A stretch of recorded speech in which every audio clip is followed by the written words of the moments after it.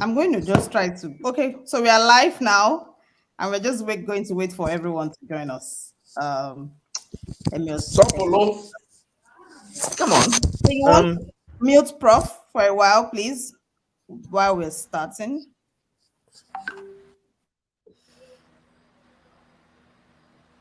Oh dear, keeps going here.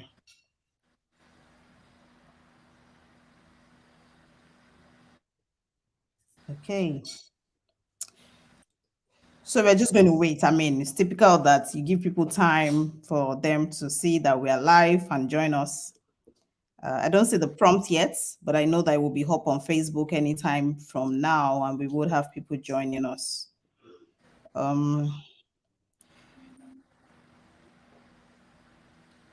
Okay. Okay. Where is this now? So they confirm if we are, if you can see it on Facebook Live. I know that we are live from the broadcast. I'm not sure if that's the same from your hand. Just send me a message.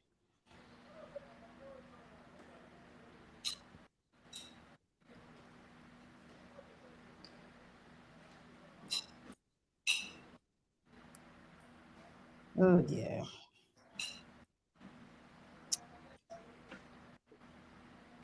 Okay, so just to start the session, I guess is a good place to say welcome to everyone who will be joining us and those who will join us in the course of this chat. I don't like to call it presentation. The first thing that came to my mind was to say presentation, but I guess this is more interactive than being a presentation. And today we are going very soft and we are talking, going down memory lanes, sharing our love for geology, talking about what it is that brought each and every one of you to geology, and inspiring the next generation. That's what this is about. So while we are waiting for people, we do not have anyone yet joining us. So please pardon me. I'm just going to keep that up for like 5 minutes. We'll start at 3:35. Please feel free to chat on the call here. Prof, feel free to banter with Didi. I don't think Didi has, you have an axe to grind with Didi. Didi, and I support Prof on that Prof. one. Not me. Today I am safe from Prof. So okay, so we'll just keep this up. If you're just joining us, is the NAPE Geoscience Education Series. Please feel free to tell your friends, everyone in your network. We have role I play. think this is important for them to be here. Please let them join us. Are you hearing me now? Yes, Correct. Prof, we can hear you. We hear you clearly. Okay, good. Correct. Um, We hear you. I actually sent the link to quite a good number of people on my WhatsApp. I hope they eventually manage to join. But you say it's on Facebook, eh? That people are expected to join. They will join on Facebook, so we'll see Yes. them. Yeah, Okay. we'll see them. Okay. Yeah. Yes, So I didn't. No, I don't have any axe to grind with Didi. okay, I'm that's only good. saying, Didi, why are you following me around? I think I was okay with you after um, doing SITP, and then they are chill, and then we see here and there. Yes, okay, not a lot of places. Okay, Nape, yes, Nape, Happy. yes, Definitely yes, not fair. and where you showed me some artwork. Am I correct? Am I correct? Artwork. Very This is correct. asking you. Very Yes, correct. that's you're talking of a real versatile human being, and Geoscientist indeed. yes, it's showing all sorts of things. I remember in those days, I How do you remember everyone? Just curious. I don't know. Am I going to remember everyone like this there was when I'm a your age? situation. Look, I know when I'm being flattered. I know it. Now, I remember very well that uh, there was a rule, especially in my class. You don't indicate your name. You don't write your name when you are doing any quiz. Mm-hmm. You don't write your name. Yes, and but Didi was writing her name. Ah. Mm. without incidentally, without uh, falling foul of the rule. Mm. Because if you wrote your name, I'll subtract 5 marks. But it was impossible to subtract marks from Didi because the technical point was she didn't write her name, Didi Ekwere. Oh, But she wrote Didi or no, her no, no, mama. not even Didi, not a letter. Once you see Didi's writing, you can never forget it. And that's Didi. That's the trademark. That's the stamp. Her writing is like no other. Didi, Not I've never even the. seen your handwriting before. It's something that you She have may to have changed change. it. Crazy Now, girl. She may change it. But the now I writing want to see then, the writing. goodness gracious. If you saw this writing once you saw it, you knew this was Didi. But you cannot subtract marks from her because she didn't write her name anywhere. Mm. That's Didi. No, I'm saying it before her. Deny it. Didi, you should be a doctor. This one that prof is repping your Doctors, handwriting. doctors have the horriblest No, their scroll. own is Yeah, horrible. It's a I different mean, thing. you'll be the outlier there, right? Did To change it for Didi's them. writing is like no other. Absolutely. Even check through the all the handwritings in laptop. That's where you're talking of uh, heavy black. You're talking of Comic Sans and all. There's nothing like that for the Didi's own should be added to the series of writings you notice in laptop. Maybe I'll do Terrible that. lady. That's interesting. You just see as you're marking the papers, you just see this is Didi's own. You can't do anything. You cannot subtract marks because her name is not. I mean, her name is not anywhere in it. But this is Didi's stamp. Absolutely. She's here as Okay. I'm talking. Let her deny. Okay. Indeed. Yeah. So we're just going to start. We have people joining us now. So we're going to start. And welcome to my geology story, the third geoscience education series brought to you by Nigerian Association of Petroleum Explorationists. The first and the second have been mind-blowing. Thank you for all your feedback. The whole idea really is to get geosciences out into the mouth of a lot of people and to let you know how exciting geosciences is. So today we are doing it different. We are going storytelling mode, and I've brought to you three esteemed, erudite, distinguished ladies here because I'm here today, right? And gentlemen to help us and just share their story about geology, about the love of geology. But what in sharing, we'll also be delving into what it is about geology that really makes you very creative because these three individuals are extremely creative. So I'm going to start with Professor Nwajide in introduction. When we were hearing CS Nwajide, I'm sure we were not born, but our mothers were hearing it in our womb, you know. And you would know CS before you ever meet him. That's how powerful he is within the community of geosciences. This is a professor. This is a distinguished professor who has trained many others. Before we started, I was asking him how he happens to remember every one of us. You know, he sees you and he can tell a story about you. He's just reminded Didi about handwriting. And he's trained so many people, and you begin to wonder how sharp can he even get, even at his ripe age. Professor C.S. Nwajide wrote Geology of Nigeria Sedimentary Basin textbook. Prof, you see that textbook is one of the textbooks that scared me when I was in 100 level. When I saw it, I'm like, how are we going to memorize all these Illuminated Basin and all these names? But we are here now. But thank you for all that you do for the community. And I don't think there's better introduction. I can't even read out all your accomplishments, but I'm going to say thank you for joining us. Thank you for being a part of a community that we belong to. And thank you for staying true. You are one of the finest teachers. You will make sure we understand geology. Everyone that went through you now understands geology, but you were more than a friend. because it was not just about geology. You wanted us to be able to apply it in our lives. So thank you for that. I'm going to go over Thank to you. Dr. Ifeanyi Obi. If you are on Facebook and you have ever typed geosciences on Facebook in any way, it would have popped up. Dr. Ifeanyi Obi is an experienced geoscientist, and he has demonstrated a very robust history of working and knowledge of the oil and gas industry in a very unique way. And when I say unique, I mean his ability to teach, even in the social space, what geology is. Like everywhere he goes, even if he goes on a trip, he's bringing out his camera to say, this is a fault.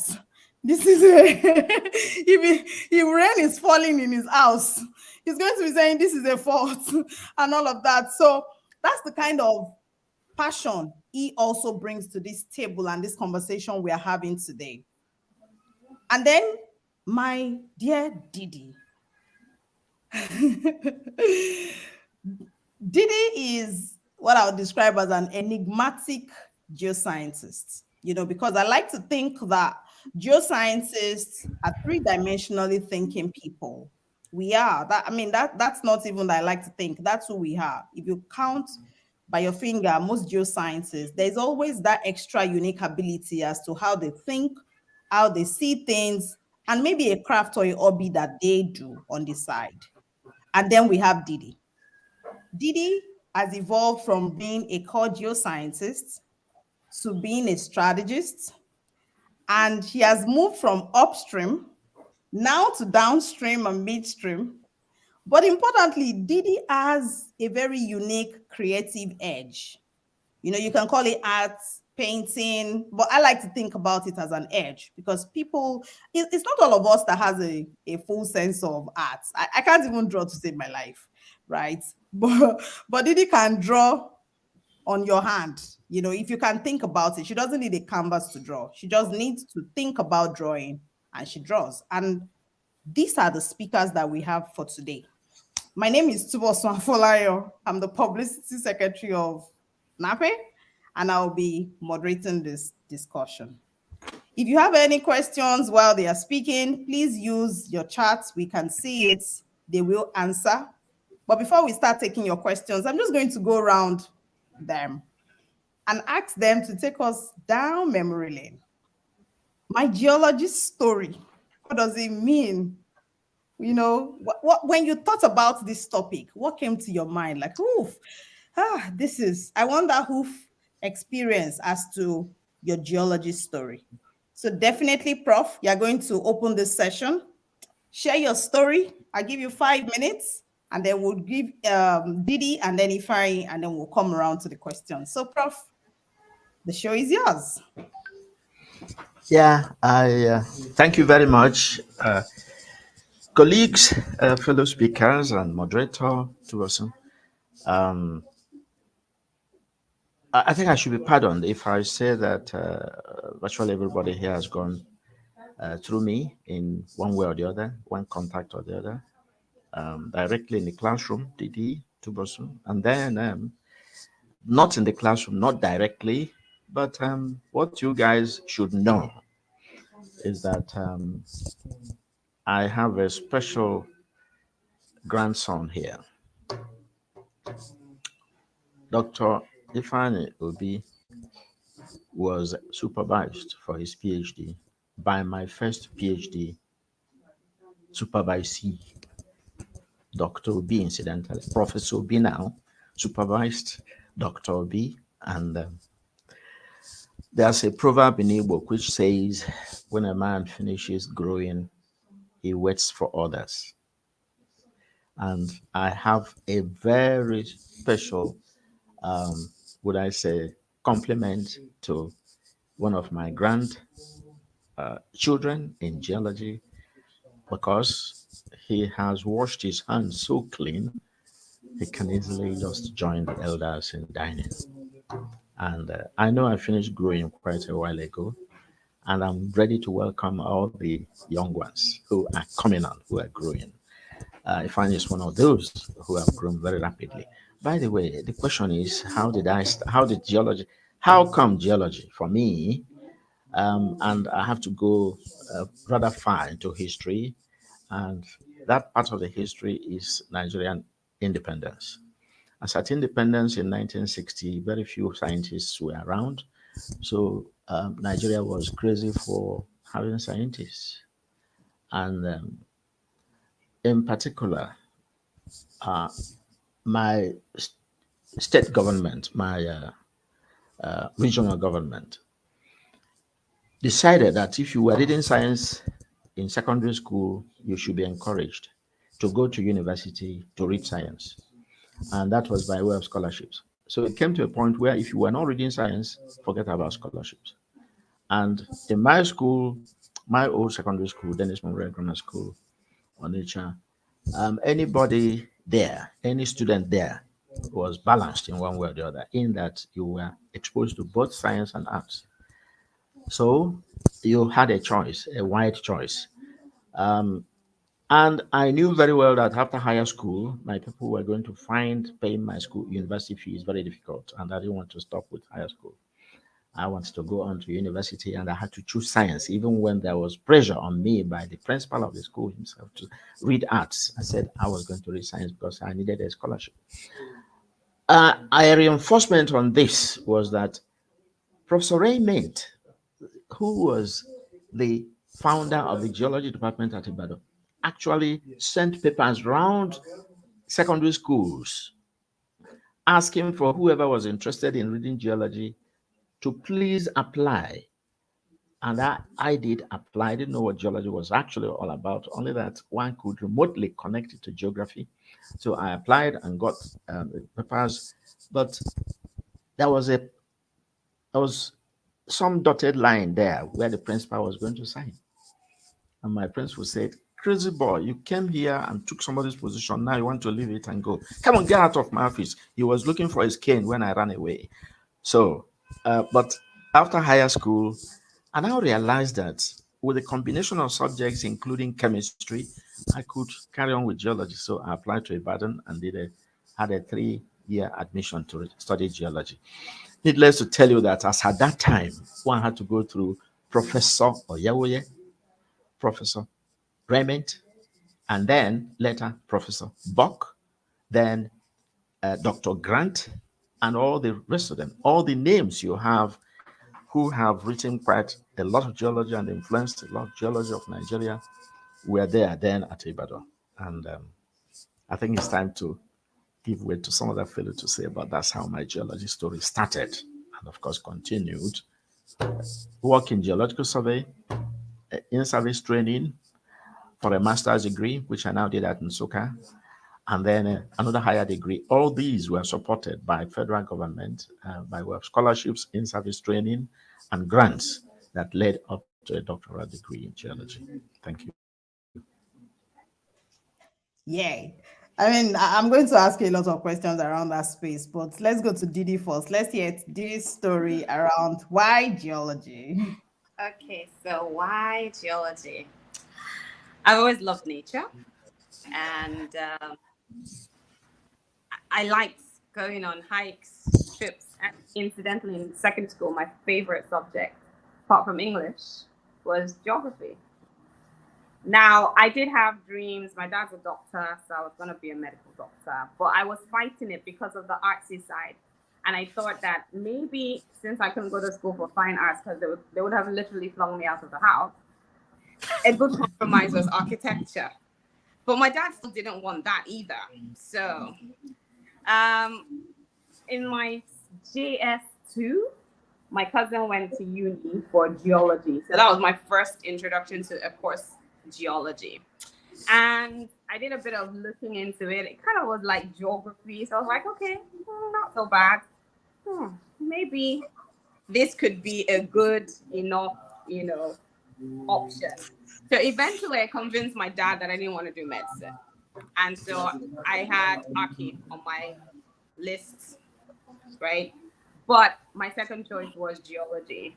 And yeah, in the end, I wound up doing it because, like I said, geology segued very interestingly into geography. But what I really, really liked about geology was that it kind of was like a deeper form of geography. So geography was almost like namby pamby, and then geology was like taking it into science. And I always loved, that science.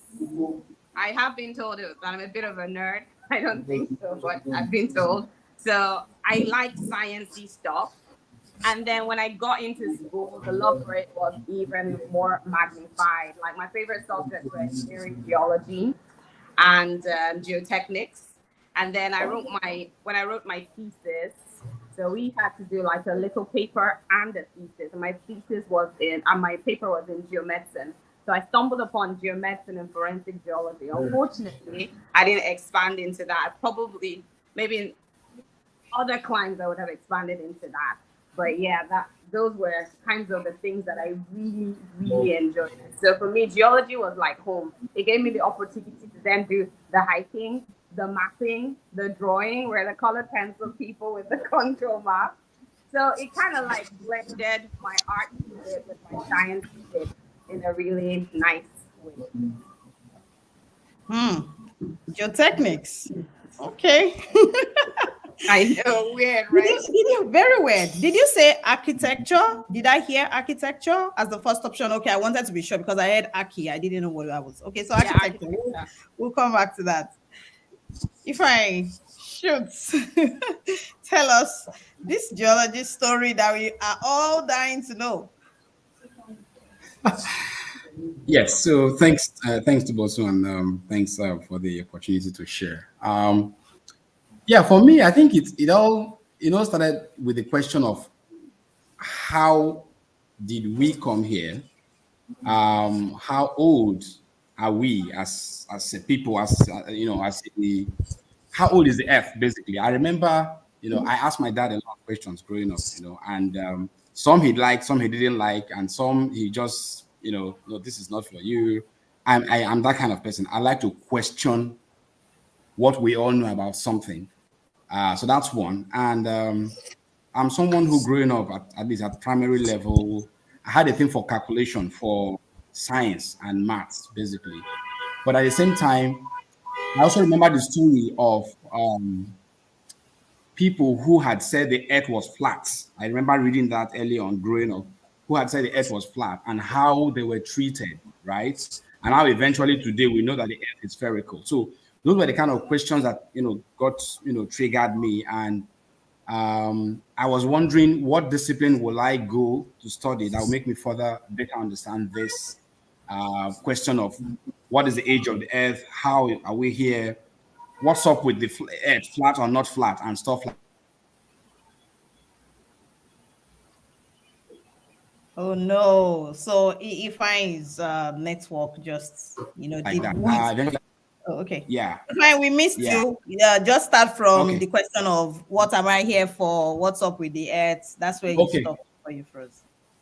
yes, all right. So it was a question of what's up with the earth and everything, and then I had to. So what came to mind was geography, really. But along the line, I figured geography is like the pencil to the whole drawing of the earth thing, where we are, different locations, landforms. But it didn't really answer the question of some of the calculations, some of the science of the earth, the core of the earth. So I started digging to know what course do I need to study that will make me better understand these puzzles and unravel these puzzles. So I remember a family friend to my dad. It's very close to our family, and he kept coming. He comes by a lot, and he said he knows somebody who worked in one of these companies who is good with then I grew to learn its petrophysics, studies the rocks and the properties of the rocks, and I wanted to know more about that person. We scheduled to meet with that person. It didn't work out, and along the line, I decided to go check the jam brochure to find out what is that course that will help me understand more about the properties of the rock, the age of the earth, and stuff like that. And I found out, okay, petrophysics is there. And then that's how I got to, university. Turns out petrophysics is not done at undergraduate level. So I had to choose geology as first choice and geophysics as a second choice. And then I got the first choice admission.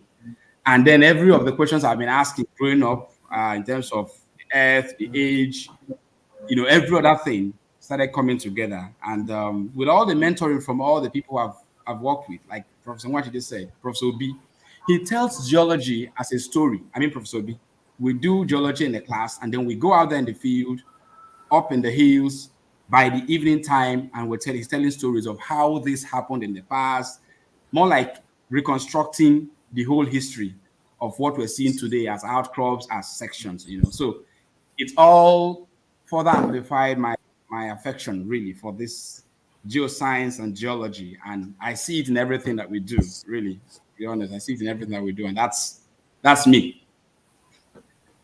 Yeah. Thank you. You see, I was sheepishly laughing because the three of you mentioned passion.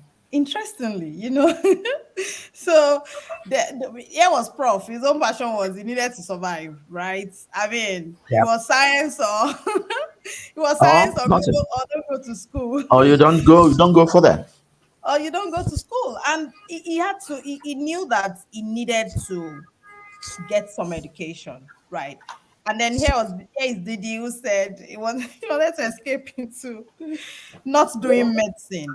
One Skip. of the things we've learned is around how fast evolving geology in itself is. And you've mentioned forensic. I'm quite pleased to hear because sometimes people tend to assume that the new areas of geology that are just coming up, they are new. They're not entirely new. There has been medical geosciences for a long time. There has been biological geosciences, somewhat, quote and unquote, when you test water for a long time. So thanks for reining that in. And then we also have Ifeanyi, and Ifeanyi is still asking this same question. Like I can tell you, I'm not sure if Ifeanyi was older than this, it would have been part of the people who were saying the earth is not flat. So thanks for bringing your love to geology. So let's go into, then you studied geology, right? Did you ever feel a sense of, I am in the right course or I am in the wrong course while you were studying geology? Prof, I think everybody on this call is your student. So I'm going to be distracting you with all the comments that they are making, right?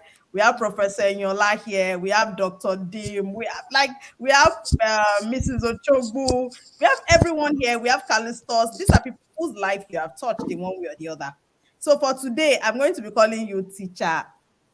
That's the name I want to use. I'm not going to say prof again. I'm going to say teacher. No, I think tutor is better. Tutor. You Tutor see why elevates me a prof little chose bit. We see why prof Yeah. chose school over not I going. should. Tutor. I prefer tutor because that elevates me a little bit. I don't want to stay there and You don't want to do teacher. Okay, I'll do chief tutor. kindergarten and things like I that. can't even do just tutor. I'm going to do chief tutor for today Mhm. to lighten up the conversation. So before, tell me, chief tutor, when you got into geology for this reason, did you ever feel a sense of, oh, am I in the right course? Should I have done something else? Did you feel that?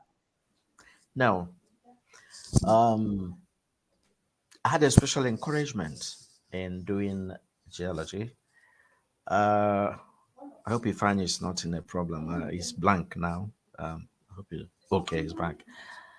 The first professor or the first university teacher, the curiosity in those days was while in secondary school, I'm far away from the only the university. You've often wondered how a professor looked. How does a professor look? Uh, the most negative form of this kind of thing is when somebody is caught as an armed robber. You want to go and see how an armed robber looks. So the positive side of that kind of feeling is, how does a professor look? And when I got to Ibadan, the first professor everybody noted was Professor Dike, who was a vice chancellor. And we were a small number then related to what we have these days. I don't think we were more than 300 that got admitted into Ibadan that particular year. And we were even supposed to have, it was even supposed 300, to have, the whole of Ibadan, or 300 geology? goodness, the whole of Ibadan, Whole of because Ibadan. we were only about 20 in my class in geology, that kind of thing. And even then, it was supposed to have blown up a little. On the day of our matriculation, I can still remember the handshake.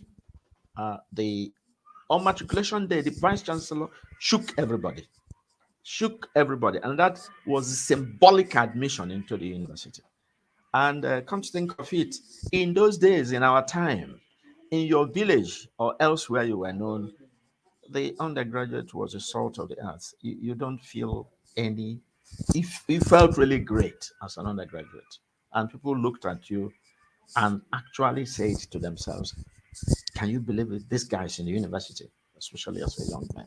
Now, so in the classroom, we now started hearing all sorts of funny things, and come to think of it, the first subject was crystallography, and that was Professor Oyawoye, Dr. Oyawoye, who was the first teacher that came into, first lecturer that came into my class and introduced crystallography. And there was Ratley's elements of mineralogy, from where to read all that. So can't think of it. I said to myself, I hope we're going to manage, because this is not interesting. This is absolutely very different from what anything you had before. But we also had two other subjects. That was about the structure then. We also had two other subjects to battle with, to exactly the same level. And I was now doing botany and chemistry, along with geology. In the classroom for botany, familiar. In the classroom for chemistry, familiar. But in geology, it was strange to begin with. But I had a little flip. A flip was you had to go home and really sit down and try to understand from the books, from your notes, what what the lecturer was talking about. And we had a quiz, and one didn't do badly in that quiz, but particularly Professor Raymond sent for me. And I was wondering, in those days in the school, in secondary school, if your friends would send for you, you were quaking, because you might have been reported for eating after lights out or for doing one funny thing or the other, and you were likely to get either a tongue lashing or real lashing. But in this case, for a professor, head of department, to send for me, I felt okay. The professors sent for you in the university. Are we in the Said, same heads, I'm Prof? telling you what happened. We were a small number. People like Okawangu, people like Dr. Ebia Mashola, they were two classes ahead, but the professor sent for me. And when I got there, I said, yes, you are not doing badly. Make sure you continue with this kind of performance. I hadn't seen my result.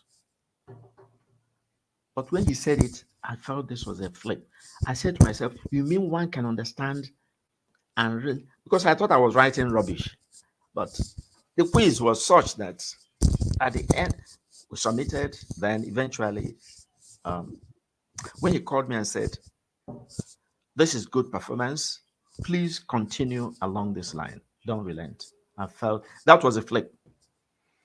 So I think I should leave it at this. That was how my life, that was the earliest feeling I had that one was going to be a bit of success. We will do something. Wow. Yes. Prof, you're not only sharing your story, I think you're sharing the story of what has been to us. And we may have heard this a lot of time, but having to hear it from a personal, deep personal, and reflective perspective is huge. A 300 number in a university is, I mean, it's not even it's not the African problem. So I'm not pitching this as the African problem. It's impossible anywhere in the world right now to have a 300 number. I agree. And I've also actually read that the Greek, when they started teaching, the idea of education was for the teacher to sit on a table with the students.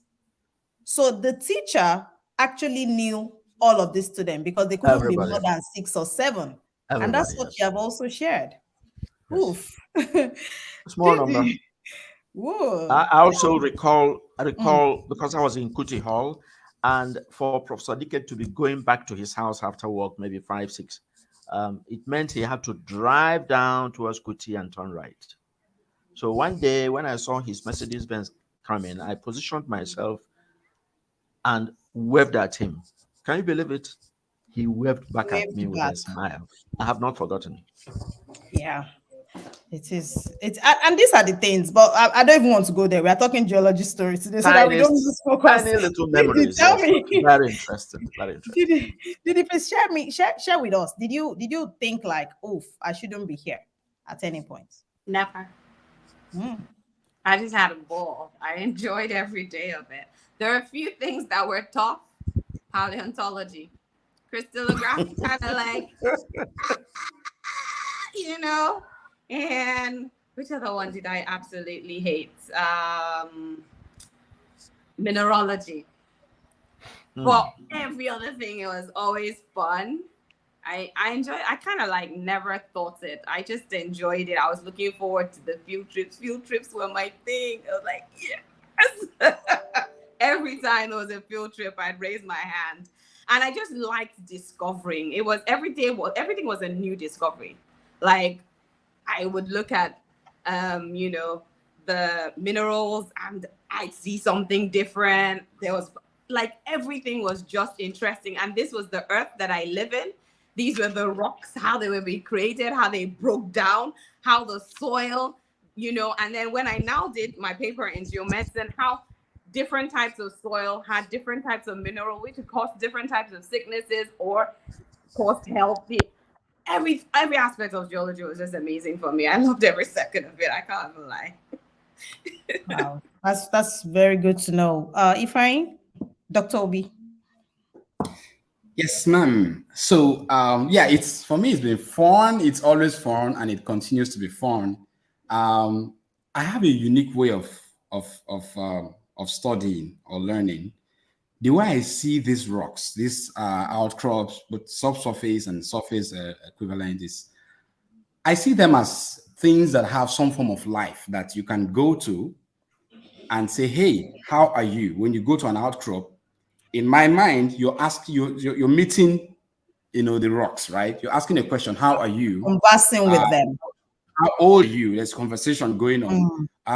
Why are you like this? Where did you come from? Provenance, right? What happened to you in your history? How have you gone through time? What has happened to you through time? And what are these fabrics I'm looking at? How did you get them? These scars, these marks, why do you appear this way here? And I've seen another version of you the other day somewhere else, and you look different. And I think it's so unique because it's a story, basically. And that's why I keep referring to how I learned field geology, which is beyond the traditional thing that we do in the class, just to check the box.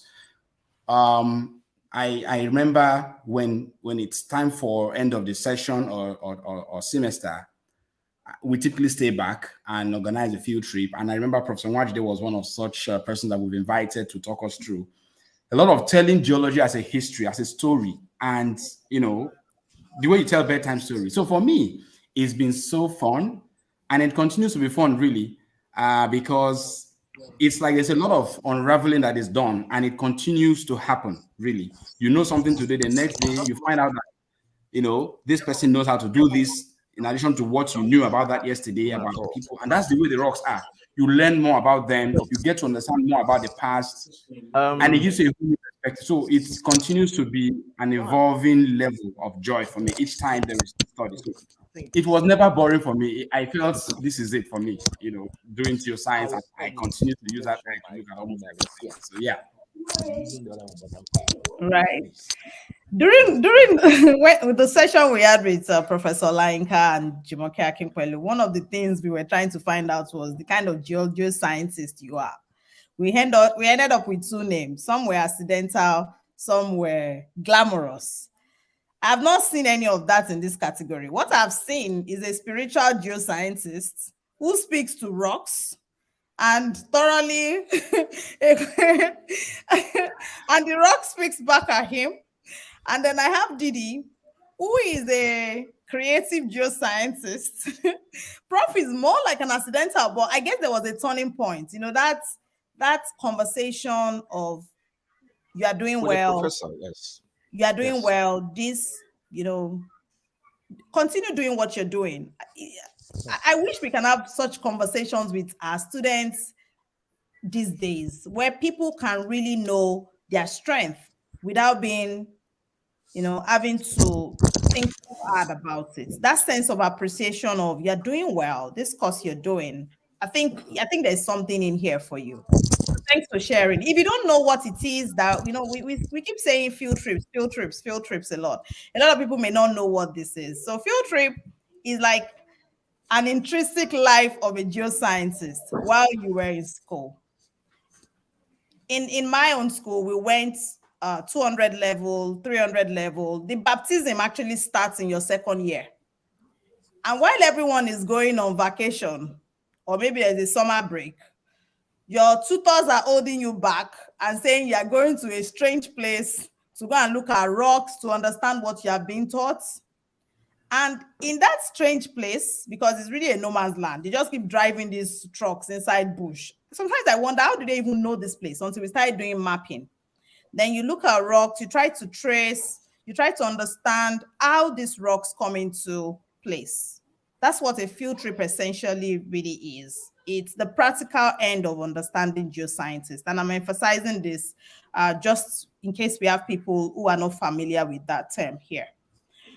So, and that's where I'm going to move this conversation to. Field trips is like the biggest thing in the life of a geoscientist. Didi said she loved it. I can't remember if I love geoscience. No, of course I love geoscience. If I love field trips, you know, that much, but I know that it was always an experience. There's always an experience when you go to a field trip, a learning experience. There's a social experience. There's a bigger picture to the field trip than even our tutors recognize, because you put students in a simulation environment when you take them on field trip and you ask them questions and you say, what do you think happened to this rock? What kind of rock are you seeing? This and that. So it's a big simulation experience that the geoscientist gets before they even get into the industry. Your field trip experience, what would you say are your highlights? Where are the places you have seen? I mean, I know we can name loads. Tell me the places that have blown your mind away. And then come back home. And it's okay if you take us all the way to, Book Cliffs and all those places. But come back home to Nigeria. Where is that one place that is close to your heart? Prof, you're going to go last on this one so that they don't use your cheat sheets. So, because Now, Prof can mention all the places in Nigeria is a field trip to Prof. So, Dr. Obi, I know you recently just came back from one. Tell me the one that is really close to your heart as a geoscientist in terms of. Okay. So there are a lot of it, a lot of fun times. I remember one of the trips I attended in Ireland, just to go see these deep water systems. It's an amazing thing to look at an outcrop version of what we were saying it is in the subsurface. The dimensions, the close-up captures. It's a moment. And then there was this actual anticline that we saw. It's like a classic example of what you call a structural trap, and you could see all the elements. I have that picture, and it's just forever something I will cherish. And that is outside Nigeria. Back home, here, there is one that I call, I see it as something that brings, when we hear of the word petroleum system, right? It brings it to life, actually one or two of it. And that is at Ugueme, where you will see actual oil seeps. It tells you a lot about petroleum systems, maturation level, the fact that this oil that we're talking about actually exists, and you're seeing it come to the surface in an actual outcrop out there in Ugueme. It's like bringing the whole petroleum system thing to life, to actual life, in reality. And more recently, there's another one. That's the gas thing at Caritas University. That is another indication. So I went there recently again. These are aha moments I will not, because it's beyond this, it's beyond whatever it's captured as, because it's actually bringing everything we've been studying in a static sense to life, because you're seeing it happen. It's not something remote anymore. So those are things, examples that I will not forget. And superb for me, and in hard copy, saved. Didi? Okay, so for me, one that I remember was going to Bristol and the fossils, the impressions of the fossils, like huge, massive fossil imprints. That was amazing. But I think the most significant field trip for me was one during school that I went for, and that was so I mapped Mbarako. And why was very significant for me was we were given a plain piece of paper pretty much, and we had to map everything on a map, like produce a contour map from scratch. So for me, that's like the most significant. But of course, almost everywhere you go to has its own uniqueness. It's like Ifeanyi said, most profound is all the things you see in the textbooks and all of that. You now start seeing them on the surface. You're literally seeing faulting. You're seeing, it's amazing. It's just wonderful to see how nature is replicated and just continues. Like our saying is the past is key to the future. No, what is that? The present is the key to the past. Exactly. The present is key to the past. So it's really, for me, that's what's so key about field trips. It's really interesting. Prof, tell us. Thank you for this particular part. First, my attitude to the field. I was brought up completely in the village. And as a matter of fact, I've never been afraid of any bush. And it sort of continues up to date. The last time I went to the field, and that was, if not for an early engagement I had with Uyo, I would have been in the field with Ifeanyi for the last one. And that was clearly wading through the bush. It wouldn't frighten me at all. I was actually a village urchin that lived part in the house and part in the bush, foraging the forests and picking away all the fruits and things.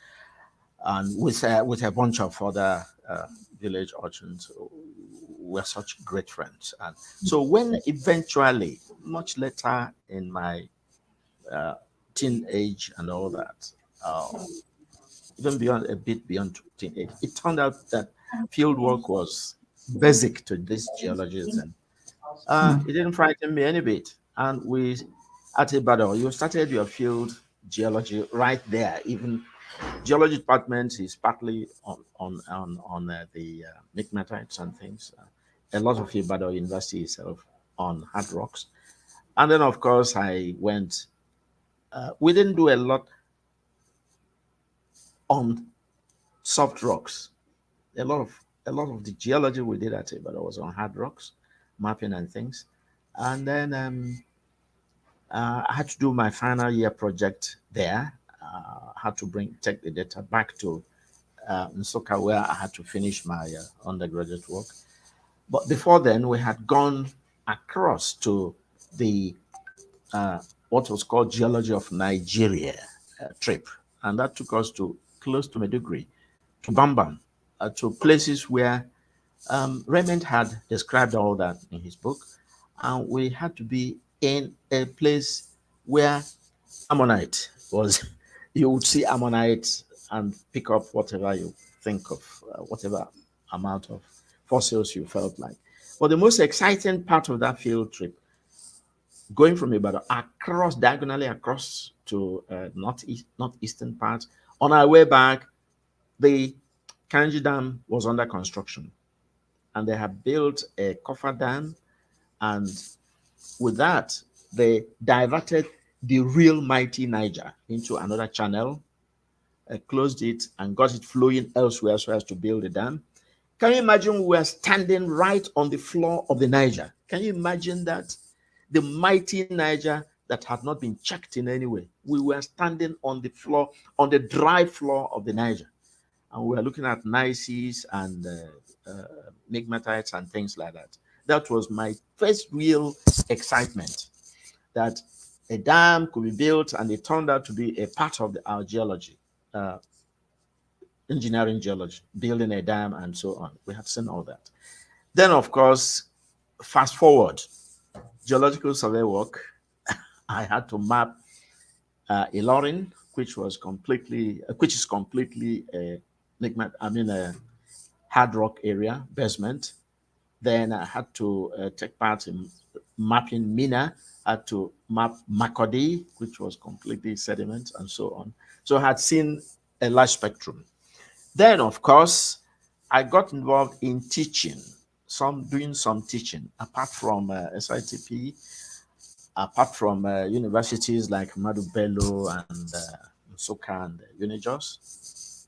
I occasionally took students out to the field, but the real teaching I got involved in was training the trainers, helping to teach um, young lecturers how to do field work. This meant I had myself to study particularly how to do field work. I should mention that don't take it as an advert, but a book is on its way. That book is titled Field Sedimentology, From Data to Model. It might be out in at most a month. This book is stating my field experience, really. It's a download of my field experience, and some of the most interesting places are also documented in the bigger book. But two places I find particularly exciting and most instructive. I've been to book cliffs, I've been to places in Australia, mining sand, and so on. But two places I can recommend even for anybody to try to visit whenever you can would be Fuga or Tame, across River Obe, on both sides of River Obe. Some of the most exciting, most instructive places to study sedimentary structures. And after recording a few things in this particular place, I now started comparing with what I was reading in books, and realized that sedimentary sequence stratigraphy could be virtually located, could be interpreted into every outcrop. And I can show you a raviment surface in Fuga or Tame area. Again, some other place where I can show you raviment surface would be Leru towards between Okigwe and Enugu. But that's not exciting again as Omonia, where a number of people, at least Ifeanyi knows Omonia very well. For us, I was involved with Ifeanyi teaching a few guys in Enugu not long ago. For us to leave all Enugu and travel to Omonia, it will tell you that there is something special about that place. If you bring a book with a chapter on tidal sedimentation, you read it all, have all your structures in mind, go to Omonia, you will see at least 80% of such structures, including accordion structures. Ifeanyi is nodding. Including accordion structures, including what you can call the typical finding upward, crossing upward that you'll see in all the literature. Now, I'm not going to get into details. We're particularly to avoid we are listening in with rapt attention already. I'm telling you sincerely that there are what an outcrop can show you. Chiming in on what Ifeanyi said, what an outcrop can show you is if you ask sufficient questions. If you go to an outcrop with a blank mind, you may not learn enough. But if you go to an outcrop and you are ready to ask questions, oh boy, how did you get here? You know, what's your real structure? Are you finding up? Are you casting up? What are you doing really? Let me know your motive. How are you behaving? Goodness, you will learn a lot more than merely looking. And to talk again, to indicate it again, the procedure for studying, picking up information on outcrop, whether it is basement, or sediment should be one of the things you have to prepare for. So preparation is one thing if you want to learn enough from any field visit whatsoever, even if it's the shoreline, which Ifeanyi and I have looked at Lagos. You have to have in mind a few questions you ask the outcrop. That is how to go home with some information from the outcrop. Otherwise, you go Thank there you. and it's run around, and And that's it's it. just looking at you, straight right at So, you, like, I so don't know what to say. interesting, very interesting. There are so many interesting areas in this country. It's a Indeed. matter of preparing, go there, ask questions, go home with information. Thank you very much. Thank you so much, Prof. Prof, you know, when you were talking about the Ad Rock, I recall that when I was in Ilorin, we used to go to Share. And Share is such a beautiful place because you will see granite on one hand, and then you will see a big ridge of migmatite. My brain at that time could not comprehend that, you know, It's understandable, yes. at that point, Wondering, I was just, what's it the was matter? just very interesting because you look at the northeastern and you find something very granitic and it's looking like it's sitting in one place. You move closer to it, you begin to see features. You go to another end of it, just right beside it, and you see this migmatite, very huge structure. And you're asking, I didn't used to talk to the rock, How come? but How come? now that now that you say we should be talking to the rock, I guess my mind was talking to the rock somewhat too. So please, if you are listening to these very interesting stories, we would like to know your first field trip experience, or maybe your most profound field trip experience. It's Please most drop it in exciting. the comment section. Let's know what was that field work you went to that changed it for you. You know, we've mentioned Bookleaf a lot, and if I mentioned, I can't even remember the name of the formation, but this island basin is just something else. I think it's one of the only places in the world where you see the full Boma sequence. Every geoscientist should go there. Like, you go there and you'll be like, you know, how does these things happen? And Didi also shared, you know, the fact that it's not even just looking at the rock. She talked about when she had to map. Didi is one of the students that I'm sure that a lot of us wouldn't like, because I'm sure she would have carefully drawn and put dimension and all of that.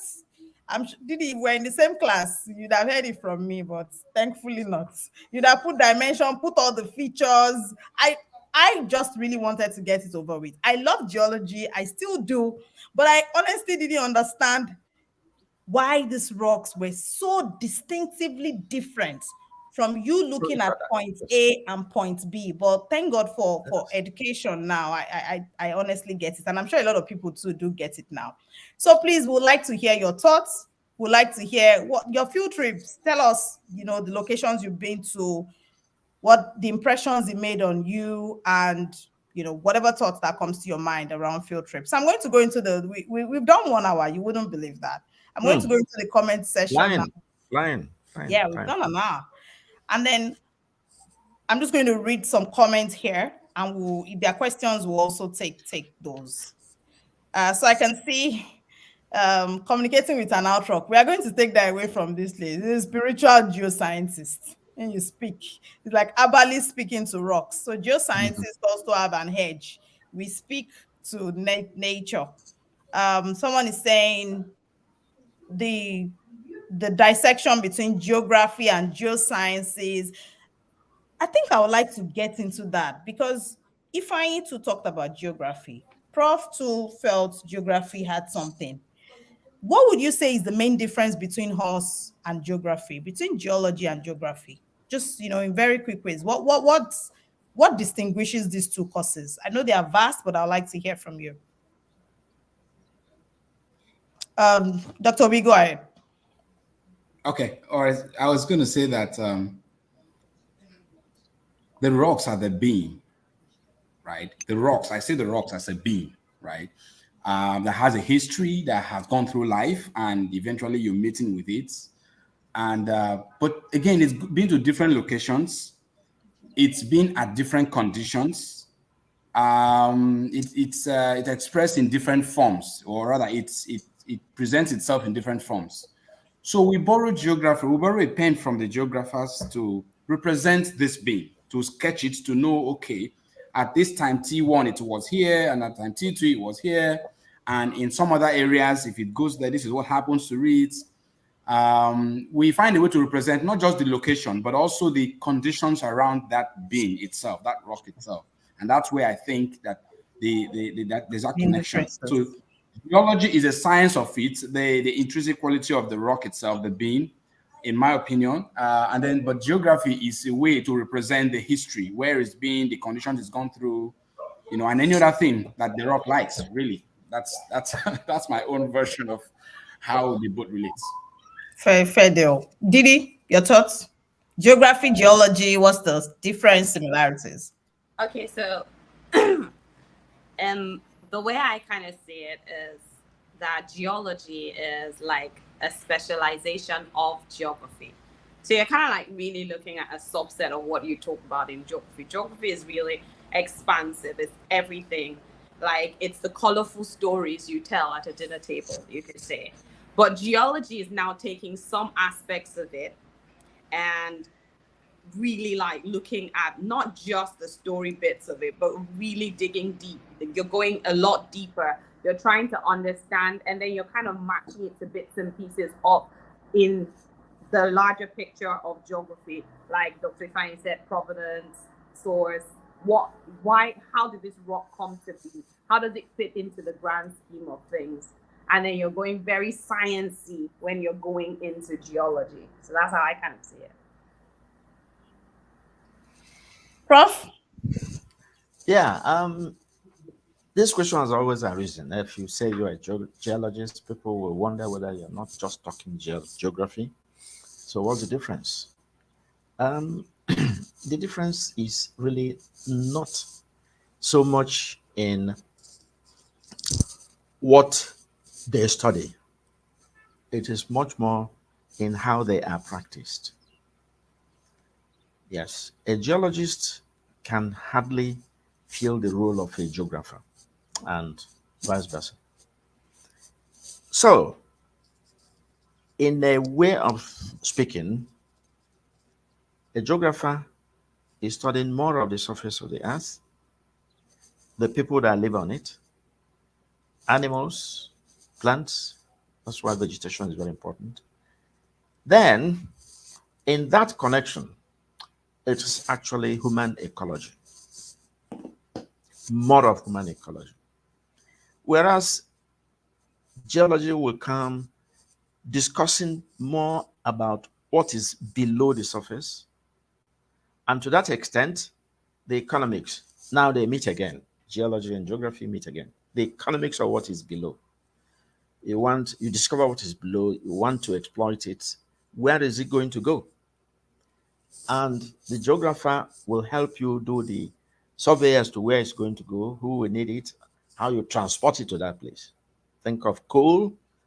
The geologist who is interested in coal may discover it, quantify it, assay it, and say this coal is this quality.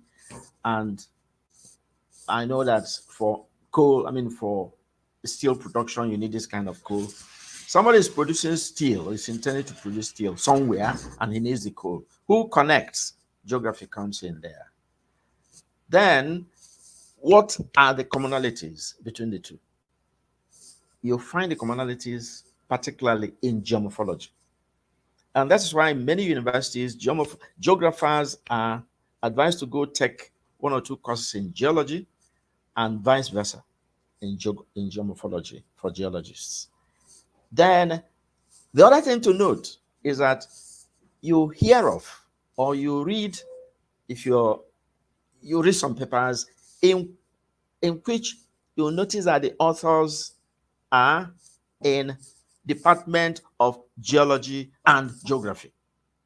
Yes, I've seen several such sources where the authors of papers are within the Geography department, also doubling as as Geology department. There are also situations in which professors of geography are actually people based in their undergraduate studies and earlier studies in geology. We have a special example in this country. I can name my good old friend, classmate, Professor Belgan, who is a professor, emeritus professor of geography at River State University of Science and Tech. We were together in geology department. He read geology, but he eventually became a professor of geography. So the commonality is a lot, but for specialization, special studies, you need to separate the two so that each of them would go deep enough into their particular areas of the discipline. Thank you. Thank you very much, Prof. So I've added geography more around the relationship of people and places, geosciences, subsurface, the interactions of all the processes that shapes it. Yes. There's a question that is right on my mind. And, is this question around economic geology? And I'm going to get there, but let me read some very interesting comments for you. So Didi, when you mentioned around paleontology not liking it, it's really interesting that a lot of people still do not like it. And here, Dr. Deem is saying that students still don't like paleontology. Those names, oh my Terrible, goodness. terrible names. We I need to agree. start looking at that, Prof. Chief Tutor. We need to start looking at revamping how we teach that particular course. People I agree. just learn it to survive, but it's got to be more than that. We Than need that. to, and Dr. Dimia is preferring that we can use cartoons. We can maybe use, I don't know, Didi, you probably have a place to do, have a place in this conversation. Draw the fossil type, the wiggles, all of those strange looking fossils and put a name to them. Maybe we'll use patterns to describe a class, a family, a group, but there's something there. And thank you, Dr. Dim, for bringing that up. Dr. B just gave life to rocks. He's a spiritual, for this purpose, Dr. B is a spiritual geoscientist. Someone is talking about the NAPI NMGS mini conference along Umuya axis. If you roll with Chief Tutor and you have never been to Umuya, you have to ask him why. You have to ask why. There must be something, It's a shrine. around that. Great, great You, place. you, you have to ask him why. And Prof, someone, Prince Adekombi Rakib is saying that he felt so ashamed because he was afraid to climb on the rock, and then all of a sudden he saw you flying there. He said your energy motivated him to climb, right? Interesting. Interesting. And your energy, even your energy here is motivating all of us to go do some more field work, right? So again, I think we, beyond just having chat around how geology has panned out in terms of our experiences, I think there are a lot of rooms for improvement that we are taking away from here. One is this paleontology. How do we teach it in a way that is very relatable? And thank you to everyone that has said that NAPI Mini Conference field trip has been a lot of amazing experience. That's what that was supposed to be. And Dr. B is here. These are the people who plan it. Professor Wajide as well. They do reconnaissance before you even go there. So we are on to something. Places, take us out of Nigeria. Take us to all the beautiful places where geology really can speak to us and can speak our language. And then people are telling us around the places they've been to. There's Ammonites in Pidinga. There is Igara in Edo State.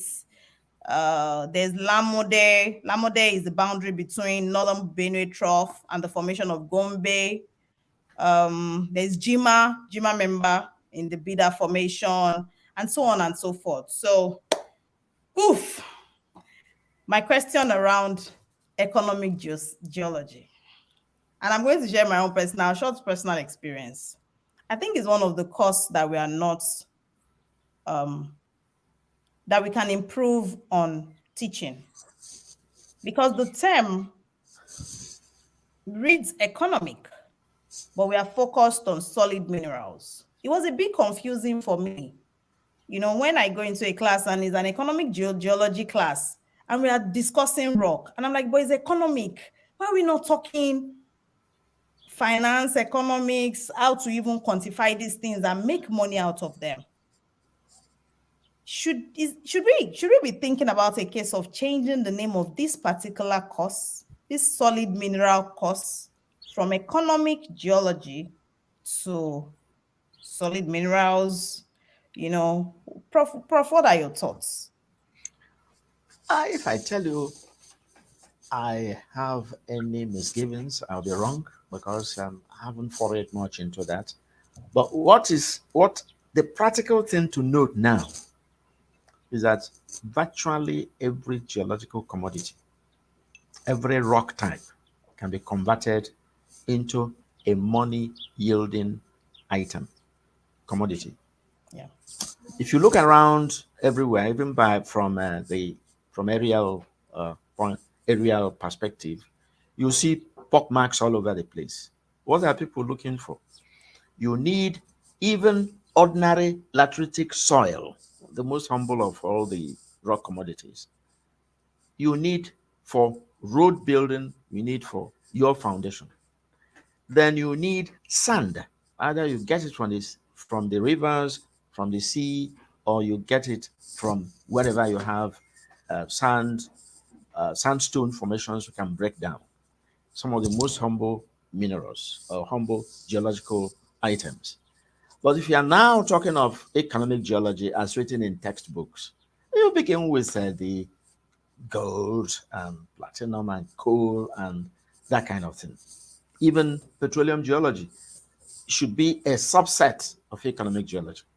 Because it's such a great money yielding thing, it's been specialized in its own way, and it involves all the engineering, and that's why a geologist can be converted into an engineer in an oil company so as to actually exploit the oil to its maximum. But the basic thing is that economic geology is all about commodities that can be converted into money. That's the way to think of Which it. is So in which is every area of geology, right? I've put some virtually every area of geology, even where you are looking for water. I know that a place like Enugu is in dire need of water, and you have to get to the younger formations in Enugu in order to look for water. In an attempt to look for water in Enugu within the older formations, we have what is a near disaster. The fire is still burning. But economic geology, in all its widest encompass, is which item of rock, material, even scenic areas, can you convert to what people can make money out of? To this extent, you can see a particularly beautiful scene. If you were there just last week, standing up there near back in Ugweme, back in the Scarp Slope, you were looking at a beautiful scenery. I remember taking people there, including a guy from UK. He said, Sonny, can you leave me here? Just provide me some tent and a few supplies. Leave me alone here. He so admired the landscape. So we are thinking of Tourism.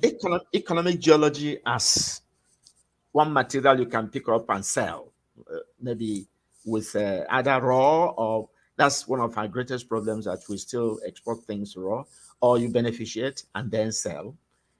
You are thinking of that as all your economic geology. What of having a beautiful scenic locality where you can convert into a tourist destination? Is that still not economic geology? So it can be widened. Like you're saying, we can think of it in several ways. And as far as I'm concerned, petroleum geology is still within economic geology. Touristic ventures can still be done. It's all within economic geology. Harvesting water in any form is still economic geology. Use of earth materials and earth localities that provide pleasure, provide human needs. So economic geology can be widened if you think of it. I know Thank you. somebody I'm who taking makes this home. I'm going to take this home to Professor Conde. Is his name that is ringing in my head? yeah, We need to think about this. Did he tell me your thoughts around this yeah. economic geology? This So should we change this name? I I think that overall we do a lot less around business management and understanding the financial implications of a lot of stuff. And I agree with you that it's a tad confusing because, like you said, everything is economic. Whether it's every aspect. It's how you're taking this and making it. It's taking all of this raw material, and you're gonna get economic value out of it, right? And if there is a course like petroleum economics, why aren't there things around rock economics, water economics, as a proper, looking at the figures and the finances and understanding how to make money out of it, as opposed to calling it economic geology and it's not really focused on that. We are going to look at courts. No way. Yeah. Dr. B, tell me your thoughts. Yes. So my thought is, I think we may need to work on our orientation of things, the way we see things. We study these disciplines, these courses. I think the focus could be more on what is the value of the information I'm getting here, right? We study these outcrops, these landforms, and then intrinsically the content of these rocks. What are the minerals in there? The bigger question there is, okay, now I know this. Where does it come in handy? What is the value? What can I get from this information? Or where can this, what challenge or what problem can this knowledge help fix? For example, the landforms, like Prof talked about the landform, the escarpment at Enugu, in the Enugu area. What can we do with that? Tourism comes in handy, it comes into mind, right? Okay, I have these solid minerals in here. If you go to the northern, I know I've been to Jos and some of these hard rock terrains, some of these crystallized minerals. Where else in the world do they need them? This can be really expensive, right? Oh, wow, I've seen that I know a lot about this rock type, the clay of this formation. Bigger question is, where do we need this kind of rock to fix, to create structures, to build things? How can I apply my knowledge of this feature I'm seeing to making money, to solving problems? And I think it's actually beyond the way it is taught. It's also about the way we think as a people, the way we see things. What is the value of the information we have in front of us, and how are we putting that information to positive use? Are we studying to just know and move on and get the grades? Are we teaching it just to check the box? Or is it because we want to add value to our society, to our lives? Is it because we want to solve problems? If we have that mindset of problem solving, and where does this come in handy? Every single thing you study, including where the water level is at, the formations, everything can be converted to some form of economics, because in solving problems, in some other times you're making money, in some other times it's actually a direct product. So I think it's our philosophy that we need to work on, not just changing the name, but the way we see the information we have in front of us. That can really help change the paradigm if we begin to take on that approach. And if I dare add, maybe add even the course content, like looking at it and making sure, does it really say the story that we want it to say, right? True. Yeah. Yeah. When we get into this space of the academia and what the kind of content that I don't want to say that we were being taught, but I guess that our students now express that they learn. We must give credit to the newest crop of geosciences lecturers, right? I've been to a lot of schools and I see the efforts. I see the efforts that is being made to ensure that you can think about geology in a value creation way. And this is where I agree with Dr. Obi. My challenge, and I'm throwing this out to all of us, is not that people cannot think. People can think, but people also have to be taught to think, right? You don't know what you know if you didn't go to school. So how do people know how to think if we don't teach them to think? So if the syllabus does not contain the ability to do critical thinking, how do they know? You can't just throw in graduates and say, but you should know that what you have learned can generate money for you. Hey, the guy was not taught to think. Exposures make you become a better version of yourself, but it's always better when there's that conscious experience of these geosciences. How am I teaching it to these students? This outfield trip I'm taking them to, am I communicating beyond just reading the rocks to them? And I know that a lot of our lecturers are doing that right now. But beyond the universities, we need to take this all home.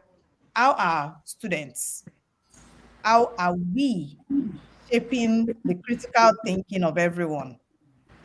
Yeah, I'm going to rest that there. You know, we are 10 minutes to time. Can you imagine? This has been this has been Fine. a very, very interesting conversation. If you have any questions, please drop in the chat for either Prof, Dr. Obi, and Didi. Please, we will take your questions in the next 10 minutes. They have one more question, but I'm going to wait a while to take, because your question actually being on the call overrides the last question that I have. Except I don't get a question, then I'll ask that. So I'm going to go through the chat again. Someone is talking about Erua, that his best field experience is in Erua in your State.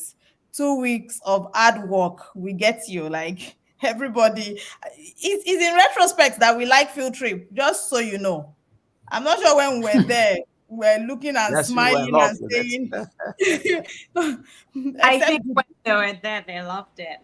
Professor Wajidi is one who can, like, yes, literally, I've heard stories of him traveling to his village, and then he says, "Oh, out prop," or he sees the students, and he's like, "Oh no, I need to go. Let me, He loves field trips. It's in his blood." Thank you very much. What can I say?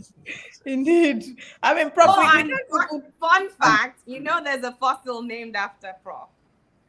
yes, Just actually. saying. Yes, actually. Yeah. Right. Yes.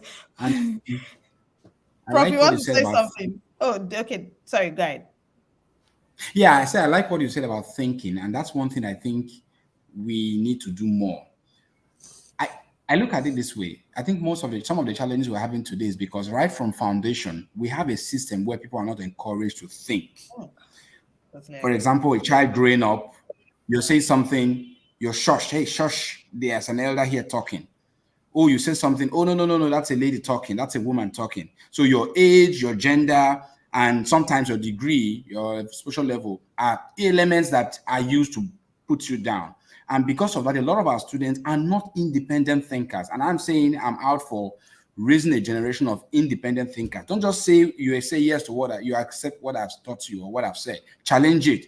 Ask me to prove otherwise. Sketch your ideas in a paper. We need to raise that generation of people who think. And perhaps if we do that, we will start seeing more results in terms of economics, in terms of people appreciating what they do and being original, not hanging on to what has been written down or what someone else have said and who said it, and then they move on. Yeah, I think that will help. There's a school of thought I Can like. Prof, please can go chip ahead. in a little. Yes, Yes. please. I'm sure this thinking we are doing here now is not very new. We're not the first to think about teaching people how to think, how to explore areas for business. So I know about a few universities who have introduced entrepreneurial skills. And I think within that space of a new subject, people are being taught to think. If it's not a part of the syllabus, if you like, where challenges are pinched in and people are asked to really tease around things that appeared impossible but can now be approached one way or the other, then it should be put in such entrepreneurial areas.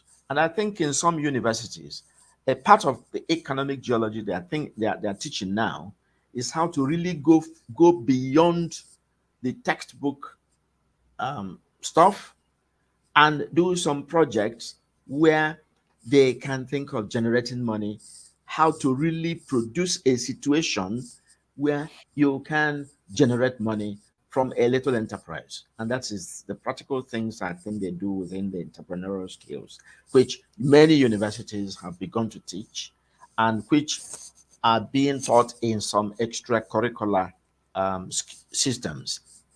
That's to say that it is not very new that people are saying our products are not thinking enough. It's time Right. to begin to teach them how to think, entrepreneurial skills. Thank you. Indeed, like I mean, there's nothing else to say on that. Um, I have a question for the three of you, and I'm sure that you've seen it. If you were to go back to school, I know Prof will go and study geology, but I'm going to twist that question a bit. If you were to go back to the university now, would you still go study the course geology or geosciences? And which school will you go to in Nigeria? Don't be biased. Don't choose your alma mater because you want to impress us. Tell us where you go to. You know that school that you think that their geology is PIM, like University of Ilorin. Mm-hmm. I can see bias there. Yes. Yes, yes. Yes, I can see. Didi, Now, you where would you go to? Would you study geology again, and where would you go to? That's a tough one. So, okay, I'll say that I would, although a part of me might not have, but I say I would. But if I would go to study geology again, I think I'd love to go to University of Just, and that's simply because it was geology and mining, and a part of me always feels like there's something missing because we just didn't learn the mining bit where I went to. Nice one. Yeah. Dr. Obi. Yeah, if I go back to the university, we're looking at today's trends, the economy, the energy trends. We'll be more guided and thinking the next 40, 50 years plus. So I may want to do another discipline that will help me find more relevance going forward. But I will still remain a geologist at heart. Yeah, but I'll do a different discipline.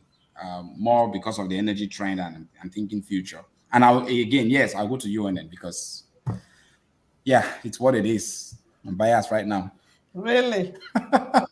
For first degree, after first degree, I can get off. Okay. All right.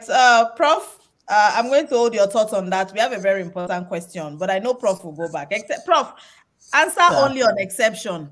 Would you go back to study geology? I just looked around. My wife is not there, and this question is not terribly fair. It's like asking a man who's been married for better part of 40 years whether he would stay with the same wife if he came around again. If two of them were around again in their next incarnation, whether they would marry again. At times when my wife does very well, I tell her, well, we're going to meet again, and wouldn't you like? She will say, Now I'm telling you that if I had to do geology, Do it again. the question is, what else do I know how to do? What else do I know how to do? Nothing. But Just but on speaking one to rocks and oh, enjoying but the process. on one condition, that what I know now, I should already have in my head before going to study it. Is that fair? But anyway, I have been, whether I liked it or not, I have been forced to fall in love with geology. And I wonder what other subject I can be What's out comfortable with. there? It has to be geology. And where do I go? A mix of universities, Tell us. A mix of them. Laurie, The battle has to be there. UI Ibadan, has to be there. UI, UNN has to be there, and UNN. any of the very modern places, Okay, you heard provided it.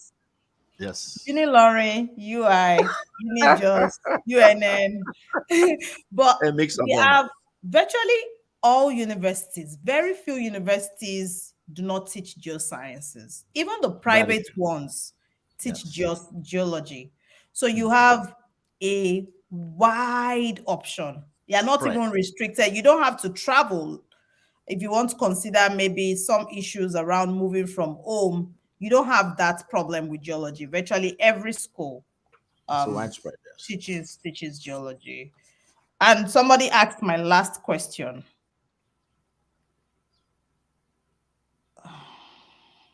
What's the advice you will give future geologists?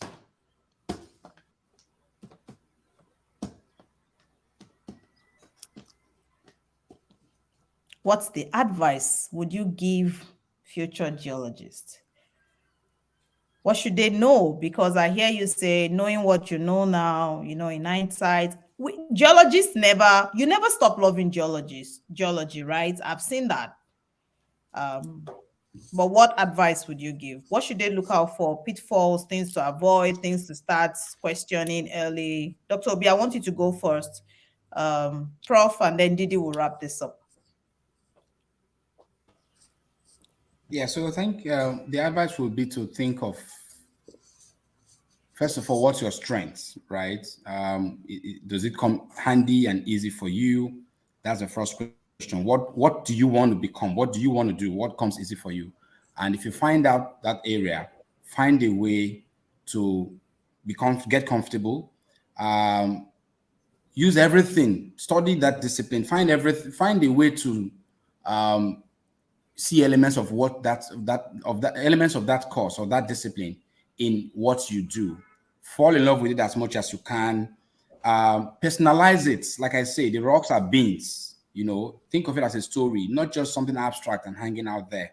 It will help you to better understand what you're doing and maybe make some value out of it and make something positive out of it beyond just getting your grades or degrees, which is the issue that a lot of people have today because they don't personalize it, and sometimes they do it because it's something that was available, it's a discipline available, not because something they had a connection with or they had questions about. So yeah.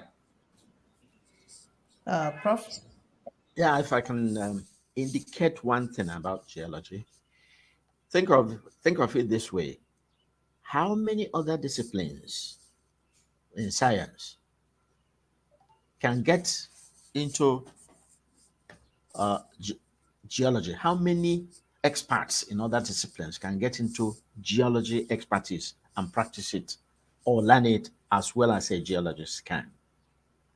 Check, all of us are connected with the oil industry one way or the other. Who are the most versatile within the oil industry? It's geologists. You can convert a geologist to anything, virtually anything.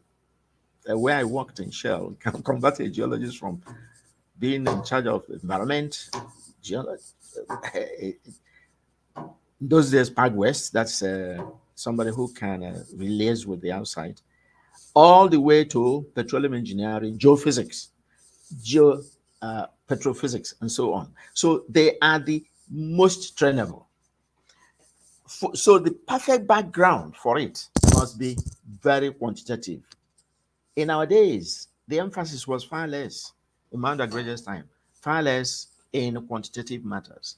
But now, especially with when you're talking of machine learning, thinking of all the sophisticated things in IT, I'm afraid you need to be quantitative right from time.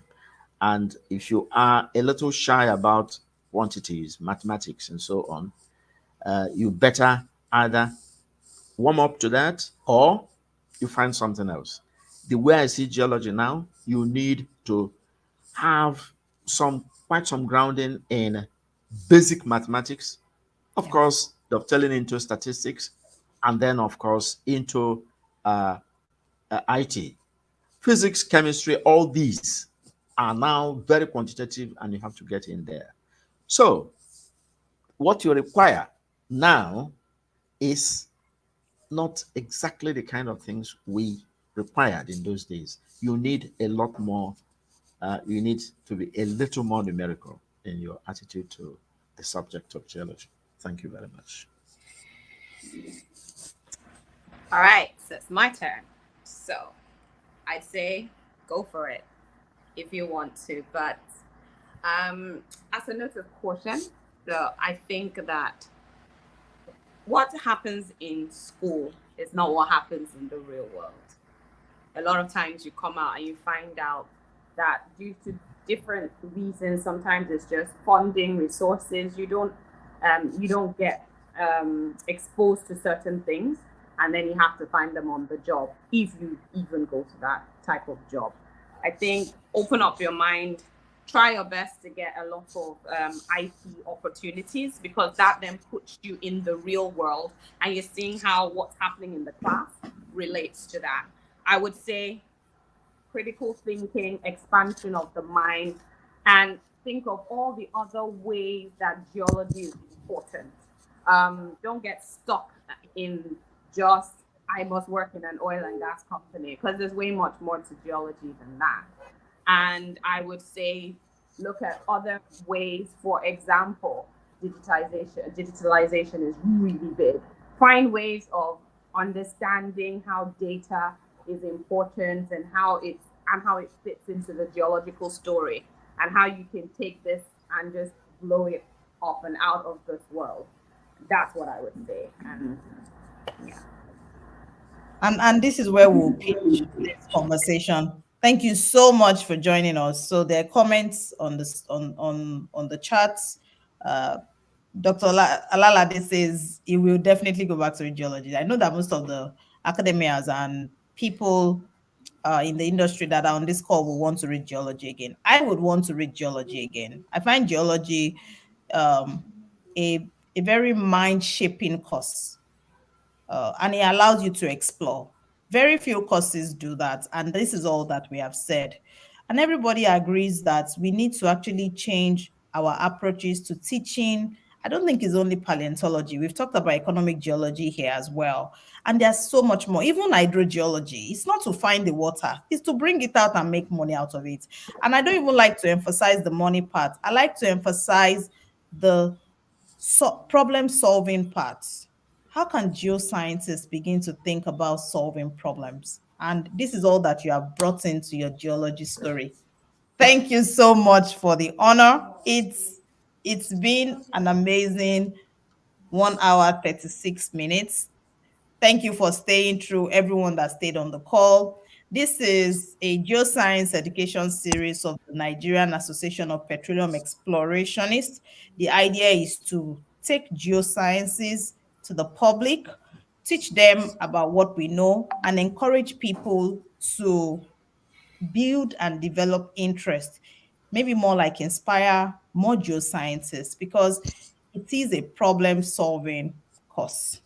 Thank you, Prof. Thank you, Professor Mwajide, for being here. Thank you, Dr. Thank Obi. you.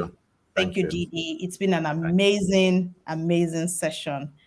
Our next session is coming up. You will get the announcements, and we're going to be discussing something very topical at this time. Please stay tuned to our social platforms. You will see all the announcement there.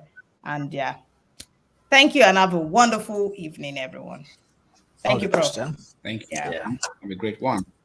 Yes, sir. Yeah. Fine. Fine time. Yeah.